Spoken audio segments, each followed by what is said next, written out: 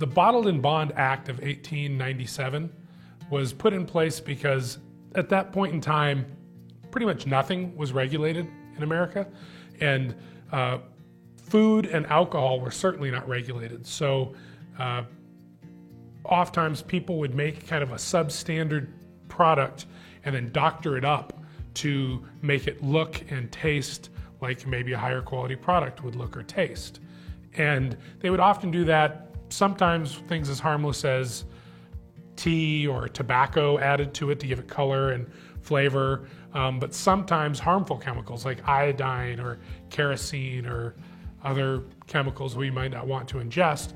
They would put that in the spirit to give it character and color to approximate what people would think would be a higher quality product. But oftentimes it would make people sick, and sometimes it was fatal.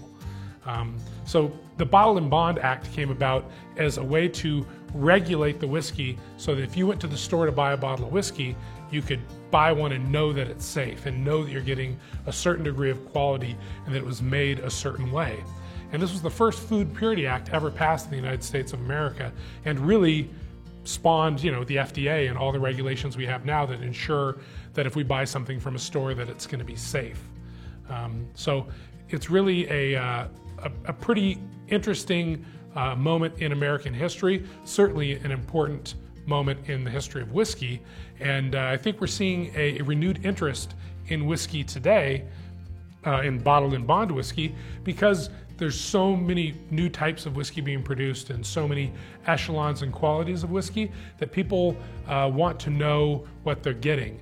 And if it's bottled and bond, you know that it meets the highest criteria.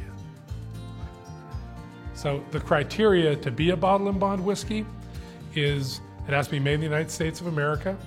The grain bill has to be at least 51% one grain. That grain has to be grown in one season and go from the farm to the distillery in the same season and be distilled by one distillery. It cannot be distilled at greater than 160 proof. When it goes into the barrel, it cannot be over 125 proof. It's going to age no less than 4 years as opposed to 2 years on a straight whiskey. When it comes out of that barrel, it's going to go into the bottle at exactly 100 proof. And it have no added flavoring or coloring or anything added to it. So it really is the most pure whiskey made with the freshest ingredients possible, and really ensures that it's going to be a very high quality whiskey. So if you see a whiskey on the shelf that says bonded or bottled in bond, you know that it met all that criteria. And there's a number of them that are out there that really aren't that expensive. And you just know that it's going to be of a very high quality. It's the highest production of standard of any whiskey made anywhere in the world. I love bottled in bond.